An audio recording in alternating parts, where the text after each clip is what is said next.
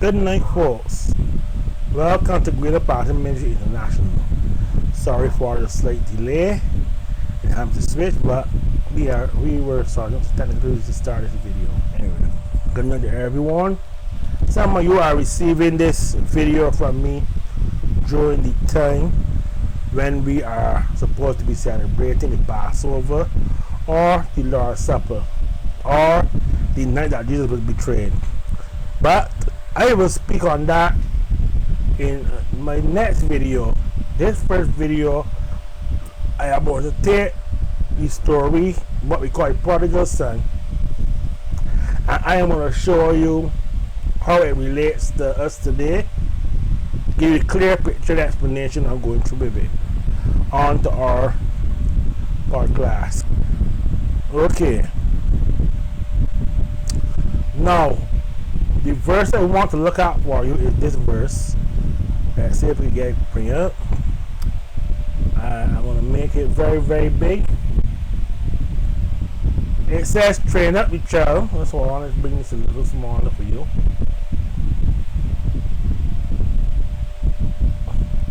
Train up a child in the way he should go, and when he is old, he will not depart from it. And I'm going to use this story from Luke chapter 15, verse 17 to 20, in order for us to understand this lesson. And we all know the story in Luke chapter 15 of the prodigal son. Alright, and a certain man had two sons. And the younger of the two sons came to the father and said, Father, give me a portion of goods that falleth to me. And he divided unto his living. No. We in the Caribbean always add British colonialism to this passage. We cannot do that. You have to understand some things about the Middle East. When a male child, by the time a male child reaches 30 years old, you have already chosen a wife, and she should be ready to settle down and start a family and start to build his wealth. The father will give the sons each a portion of the present wealth to each son according to the position of birth. So the first son will get twice what the other sons will get. The man had two sons. He had a portion. He was divided between the two. 1/3 went to the younger son, and 2/3 went to the older son. However, the older son did not desire yet to leave home. Normally, sons do not go far from home. They go next door to home. They build their own houses. They plow their own lands and start to earn wealth. Wealth is not always measured in coins and dollars and cents. Wealth is also measured in possession. And if we go and we look in the book of Job, Job's possessions was how we measure his wealth, as well as Abraham, Isaac, and Jacob. Jacob was giving his brother 30 lambs as a peace offering. But yet he had hundreds of lambs laid back. So, in that case then, we are dealing with a Middle Eastern type lifestyle. And therefore the son asking the father for his portion to start his adult life was not wrong. However, you must understand that the father understood his son. In our culture, I have no apologies. In our culture, we do not know our children. In our culture, we think we know our children. We think we understand how we raise our children. And when our children go a total different road to how we thought we trained them, then we and those around you find fault. We are in a system where the government has a program called education, which really set our minds on how we were supposed to go. We don't teach entrepreneurship. Entrepreneurship starts businesses to become enterprise. Enterprise create jobs for people to work, and that's how you should grow a society. We don't do that. Go to work, go to school and study, be qualified. If you're not an engineer, a doctor, a lawyer, or we call them lawyers, or a professor, go and become a civil servant. That's how they teach you at school. Don't get agriculture. We make a lot of money. Don't get into fishing. Don't get into construction, which is $1 million industry. That's what they tell you. And then teach you down that road too. And if you felt that you ain't able to be academically inclined, go and get a skills. That's not how you should train your child. You should train your child in a pattern of how you want. No, society's way also is because of how we train children. If you behave like a druggie, ghetto, and all the foolish stuff that you hear from America, and that is how you train your child is going to behave the same very way. But in this story, we are going to look at how a father properly trained his child, and even although the child went astray, he came back to the ways how his father trained him after he recognized the mistake that he made. So the prodigal son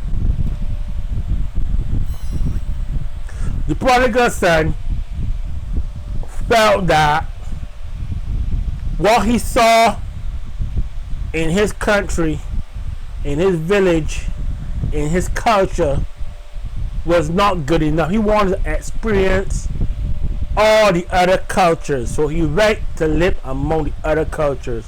Sound familiar to a lot of us?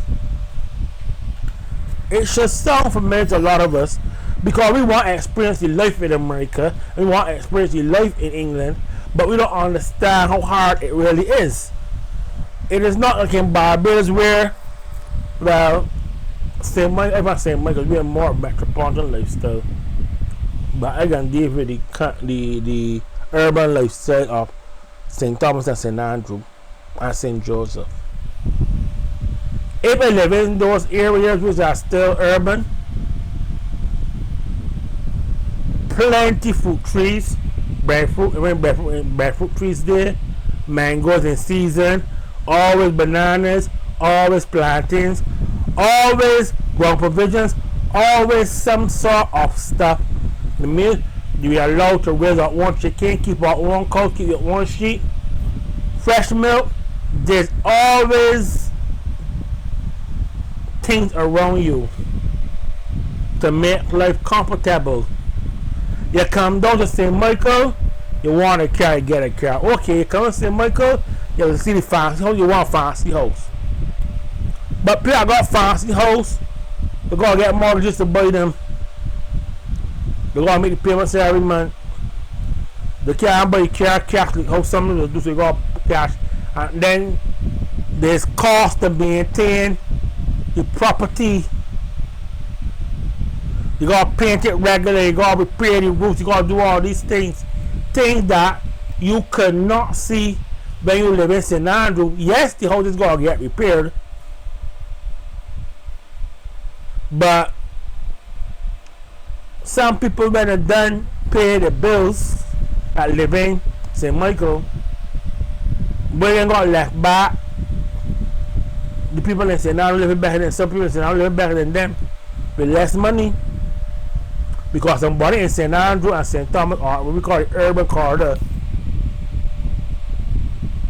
only buy the things to put with the things they have already to make a meal and have a little bit more disposable income in some cases to do other things. And they do not do outrageous things. They buy more what they need than what they want. Right?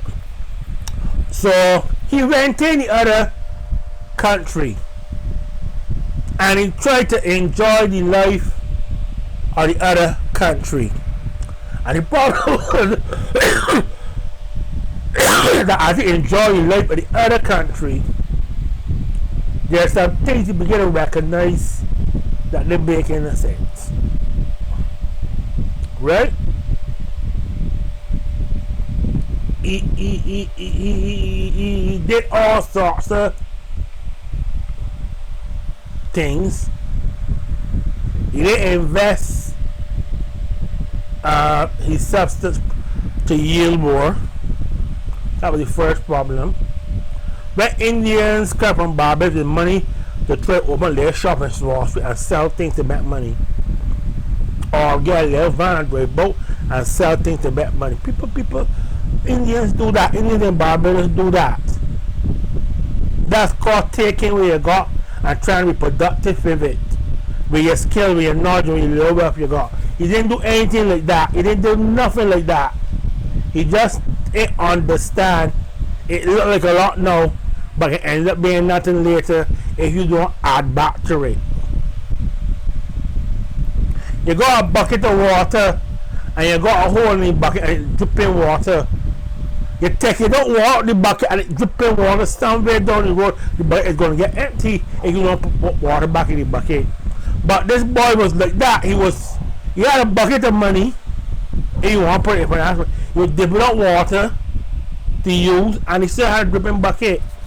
He recognized the effort his father put in to multiply the wealth and the money that he had.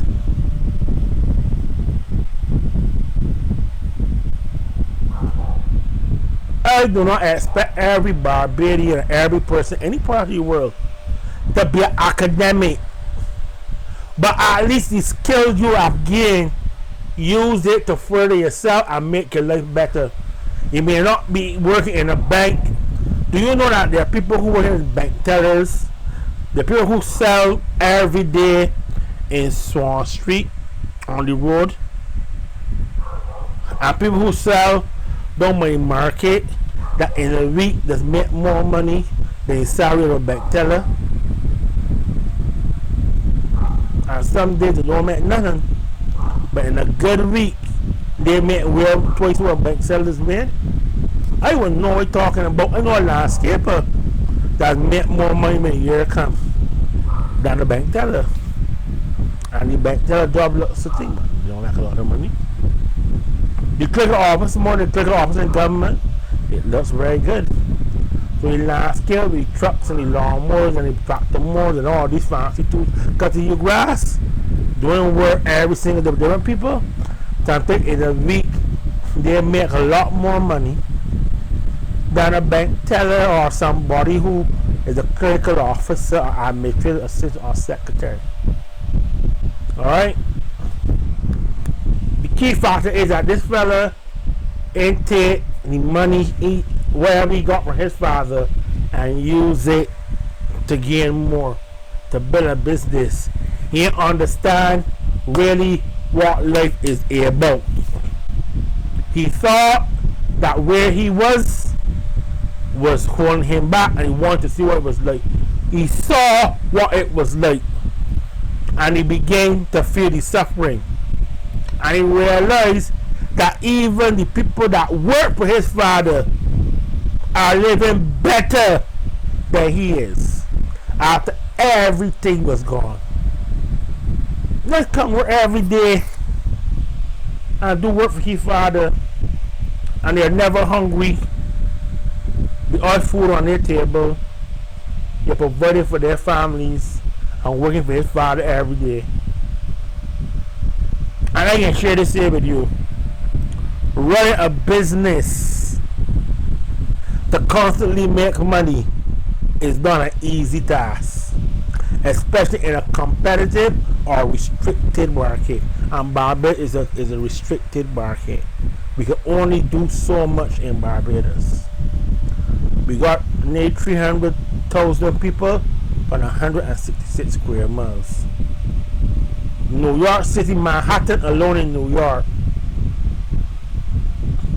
what's called New York City, has over 1 million people, and is not as big as Barbados, 166 square miles. Has over 1 million people. But I could open a little shop selling food, do proper quality food at a good reasonable price, and advertise and get a niche market, and I could have a business to go in New York. But Barbados is a smaller economy.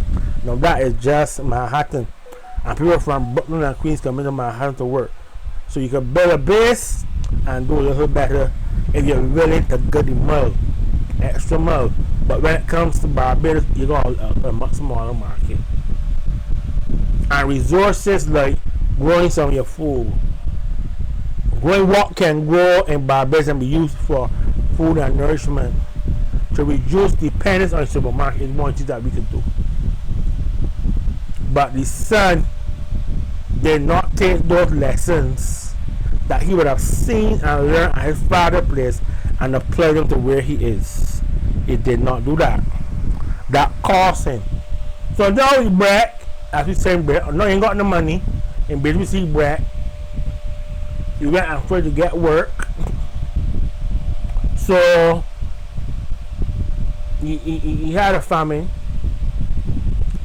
I cannot tell you, I will not interject nothing that is not said here, so I can do what it says. In order for him to ensure he gets some work, he decided to become a citizen in the place. And he was given the job of feeding pigs or swine. In Barbados and in some other islands, normal pig farms, a normal urban pig farm may got 6 to 7 pigs, small. A large farmer might got 30 pigs. But these farms you're talking about in this story, the man might got 300 pigs. He got so much pigs and he has so much food that some of the things that could feed the pig can also be used for human consumption. You read about the husk. When we think about the husk, we think only of the covering of some food stuff. Coconuts got a husk. Pear has a husk. Potatoes have a husk. But there's certain husks that you can eat as food. So whatever the feeding the food is good enough to eat. And sometimes the money was not enough for him to get a proper meal. You're eating some of the pig food on the job. On the job is what we had to do. The money for the job, feeding pigs, was not enough to give him a proper meal. So he tell where he should go. He reflected on how things were at his father. He reflected on life living with his father when it came to himself. He reflected on how things were at his father. How the servants had enough food to meet their needs and a little bit, and some left over spare. He said, look, my father's servants work for here and they're never hungry. There's got even more food than they want, no matter what time it is. And you here, so among this thing. So you know what I'm gonna do? And you know my father might be vexing me and angry at what I do. He felt his father wanted nothing more to do with him. He felt as though his father's love will not be the same for him. It was not the same for him, by the way. Alright? It was not the same for him. It was not negatively, actually the father was not negative towards him, but the love the father had for him was not the same. He had grace, a lot of grace, because the father is willing to forgive him and help him to start over. But the key fact is the father knew how he raised his son. He knew and looking for the son gonna come back, because the life he living though he ain't gonna be happy. He gonna come back to him to resume the life he had with him.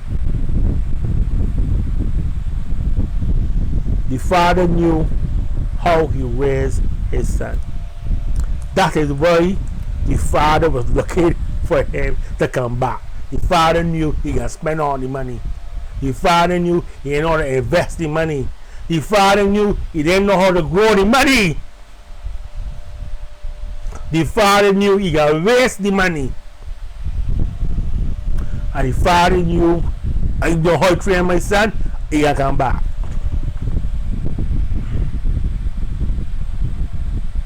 And the father, as a human person in this parable, had a double-minded thought. He was thinking he dead, or he might still be alive and come back.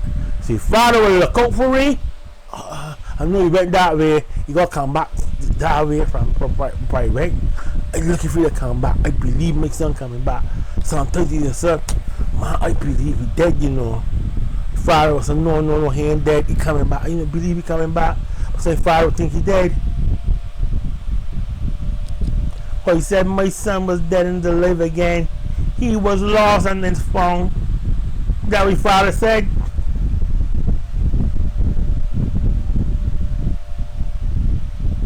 That's what father said, you know.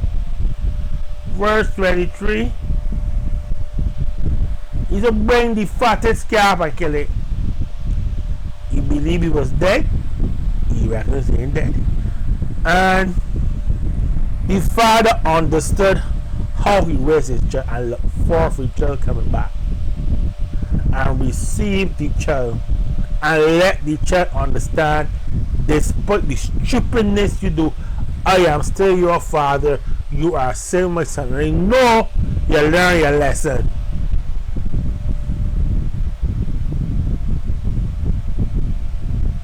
Alright. That's how his father knew how he raised his son. He knew he can come back home. He celebrated his return. Imagine that. But his brother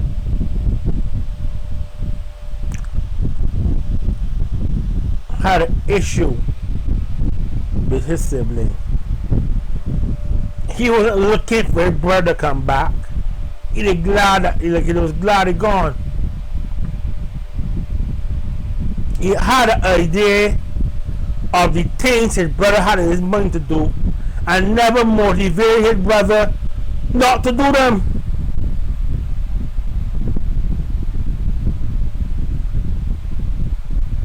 He said in verse 12, but as soon as this thy son was come, which had devoured the living with harlots, and thou killed for him the fattest calf. First thing first, the only way he could say that he better live with harlots is if he better talk but what he better going to do. I can live up there. I can got the most girls. I can have the most fun now. I haven't checked this story out, but some things about some of these stories I got a question. Customer in the Middle East, men can have multiple wives and concubines. They don't need to go and live with harlots. A man could go as much as 12 wives if he wanted to, or 2 wives or 3 wives and concubines. So when the sex ain't good with the wives, he will go and have sex with one of the concubines. Concubines are there to assist with sexual pleasures. We don't want to talk this way, right? Abraham had a few. When Sarah died, Keturah concubine became a wife. Go and read 1 Chronicles chapter 1. James Scott said he married Keturah.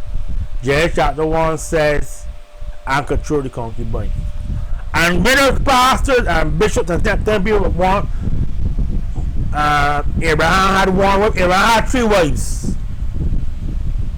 Jacob had 2 wives. Abraham had 3 wives. Solomon had over 50 wives. David had about 7 wives. So stop telling people that Abraham had 1 wife. Abraham had 7 wives. But the one God chose, the son God chose to bring his line through, was from Sarah.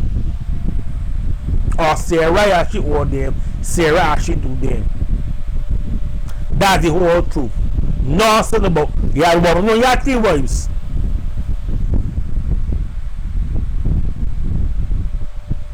And do not be like the older brother who everything the father had was for he, and he alone now, because he is the older brother. He is responsible for the younger brother. That's why he's given a double portion. He's also responsible for his unmarried sisters. That's why he's given a double portion. A portion is to assist family members, brothers, or single sisters in troubled times. While one portion is to be used for him and his family, and you're supposed to multiply it. You're supposed to multiply it. It got to grow. If I start with $1 million and I die with $1 million and I got 3 sons, one son get $500,000, other son get 205,000. That can't do better. So you take the 1 million and try to make it 5 million. One child will get each double portion and each will get 1. The story of Jacob is how to take the little and make it a lot. How to invest it.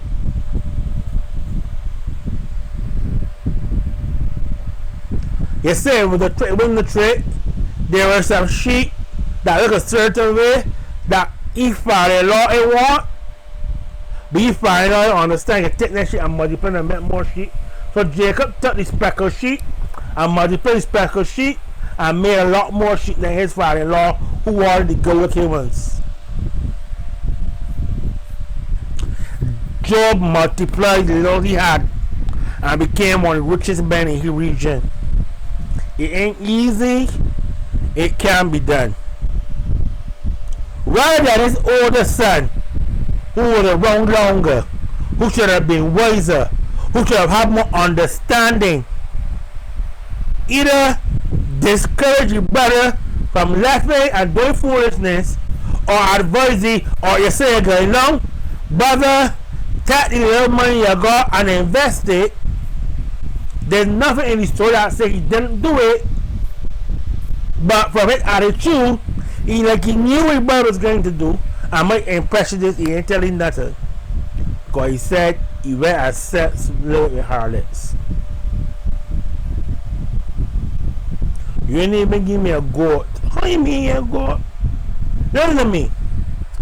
Let me tell you the real story, right? If the older son want to keep a party, the father got a probably take a double sheep, a cow, and doing the same thing he do. Because Job's sons used to do it regular. Job's sons kept parties at their house and invited their sisters to come and party with them. Celebrated their birthdays and all these things. Each man his day. Every man got a day, and on that day, you add 1 more year to your age. On that specific day. So every man or woman has his day. So this story about you never give me a cap is a bunch of baloney. Because if Job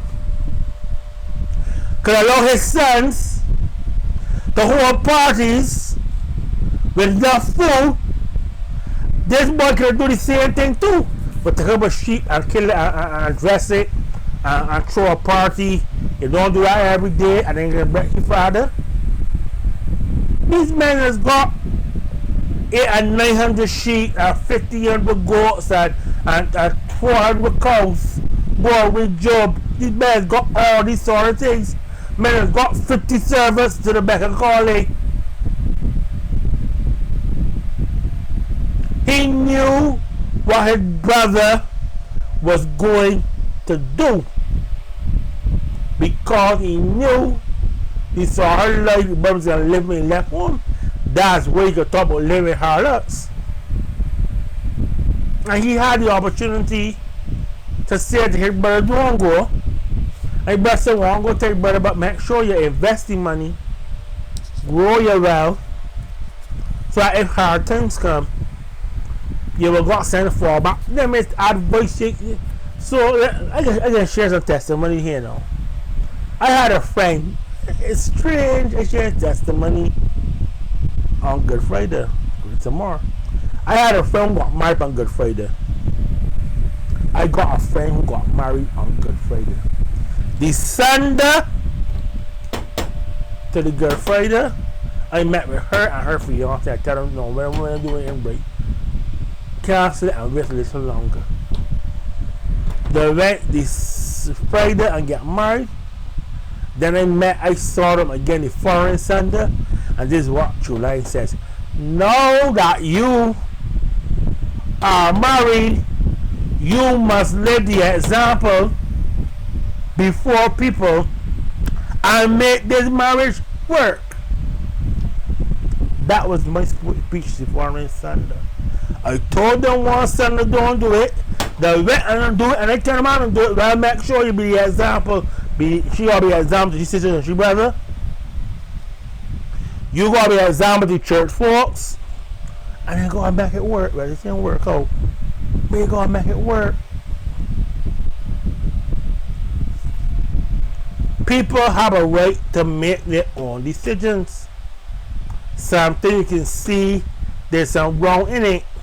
Best thing to do is to sit down with the body and give them information to guide them along the right path, so that when they do what they want to do, you hope that they will see errors and can correct them.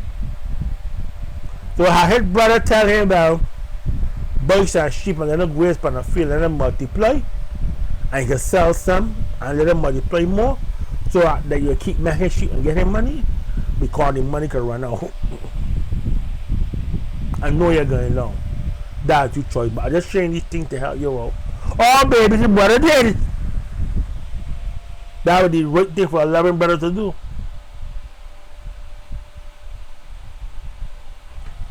That's what he do. He know what his brother going to do. Let his brother go along. Have no desire if his brother come back to restore him back to where he was. His father restored him back to where he was. His father him pretty lower. His father restored him back to where he was. Royalty. Put on a coat. Put on a ring on the hand, the ring that show that this I am so and so son, and put some proper shoes on the foot, verse 22. The best robe, a ring on the hand, and some proper shoes on the foot. Make he look like he's want to be. Despite he smell musty. Excuse me, but his father knew he was coming home. His father knew he would come back. Train a generation go.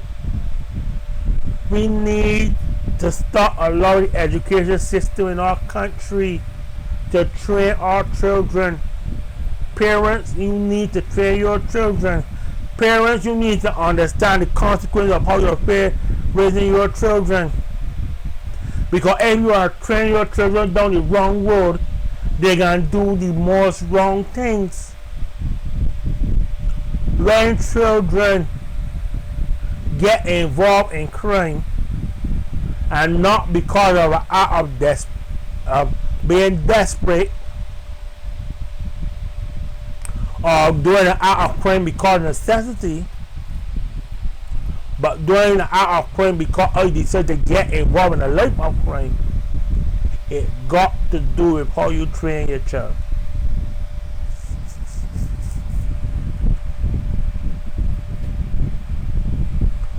When a parent indulges in social drinking and their child indulges in social drinking because the parent explained to the child, this is something when you become an adult you can do.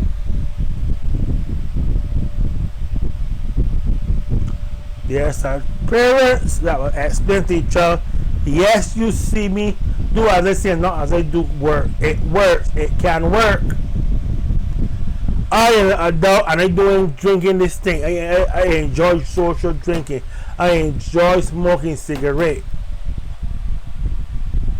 But son, make sure when you become a man, whatever you do, don't let lead you down a road to make you live a disgusting, shameful life. And something that child will say, you know, I see my father going out and drinking that thing, but I don't want none of that. I will go and socialize and never drink a salt free. Right? There are girls who were raised in, we have a street called Nelson Street. And Nelson Street was the street for prostitution. And most of the people that live in Nelson Street, women who lived in Nelson Street, were prostitutes, and most of them had girl children.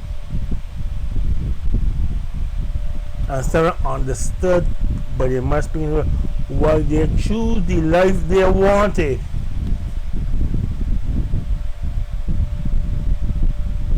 And the girls decide when they get older, that is not the life I want. Some of them work in banks, some of them are teachers, some of them are married and living respectable lives. Yet they came in an environment where their mother was practicing prostitution.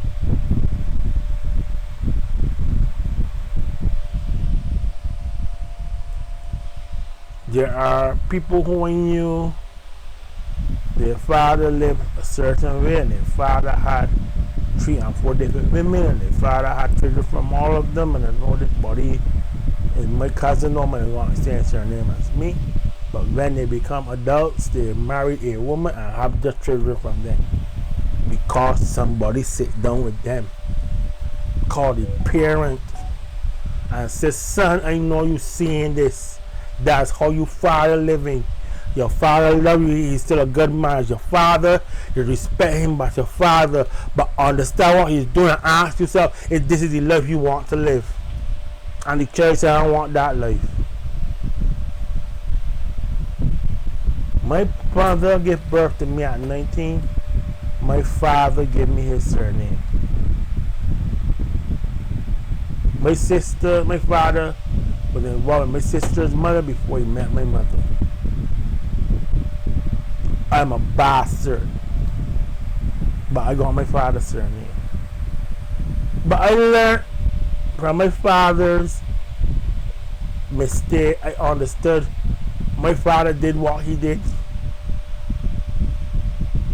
and then I say I want to do better than my father, and I look to do better than my father. My father did the right thing. When my mother turned 21, he married her. They had a second child, my son, my brother.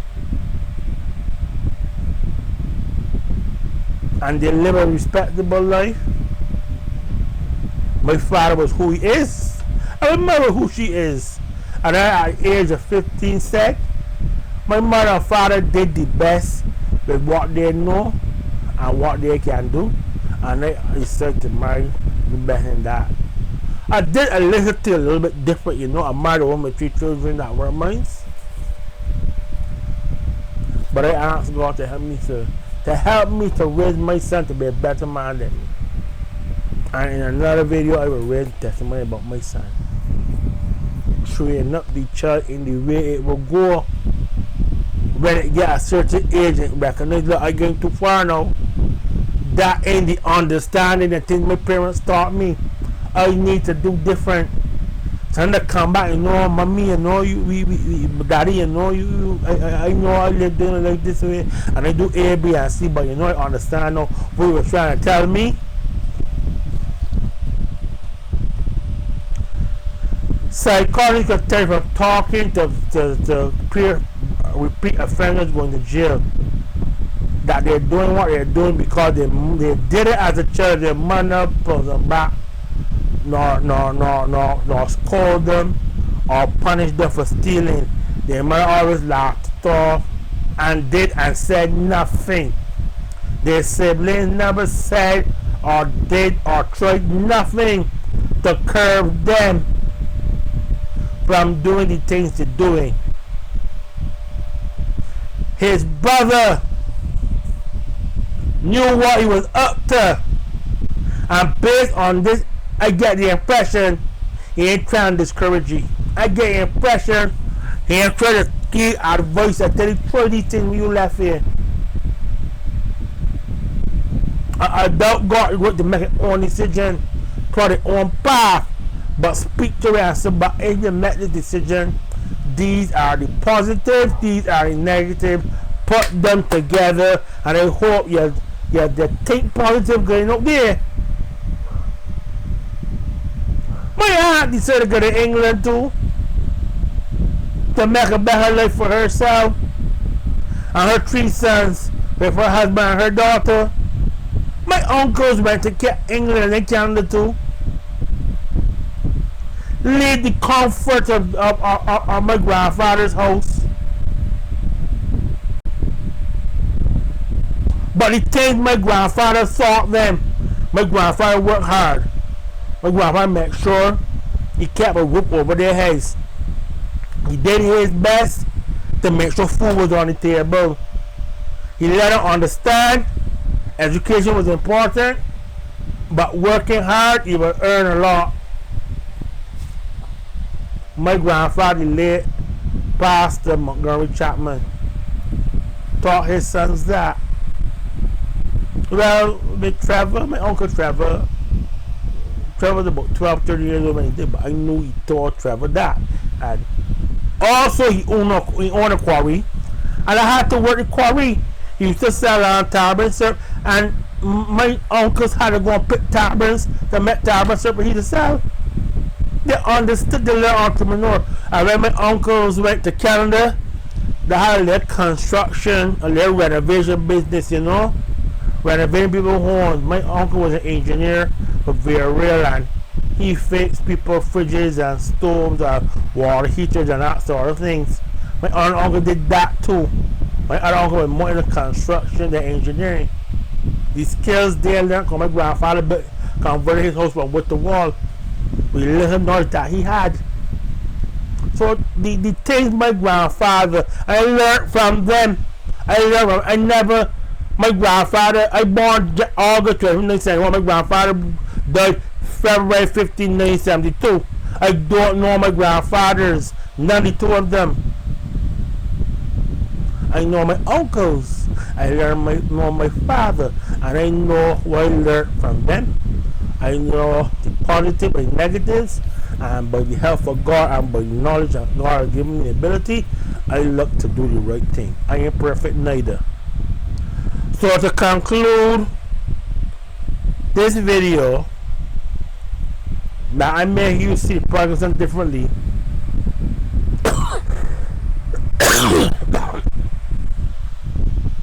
The father knew how he trained his son. The father and brother knew how the son was thinking. The father knew how his son was thinking. Brother knew how the older son knew how his younger brother was thinking. He had an idea of what his brother was going to do. The positive lifestyle of earning and growing income. The younger son did not apply, and then realize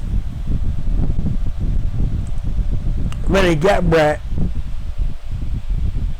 come to reality how good things is, how prosperous things was with his father, and realize the things that his father taught him, the example, how he treated his servants, how well he paid them, how comfortable everybody was. Life had be hard for anybody and everybody. Everybody got to face hard things sometimes. But if you do not prepare the children for them, when they come to age, a lot of things you teach them are positive, they will begin to use in their life. God bless you tonight in Jesus' name.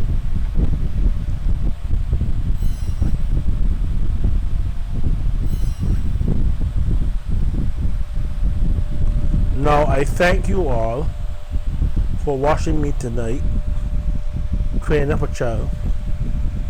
I am going to prepare another video later tonight after this one, and I am going to speak and to understand what this final meal was about, what it really consists of, how the shadow is not being seen in the light,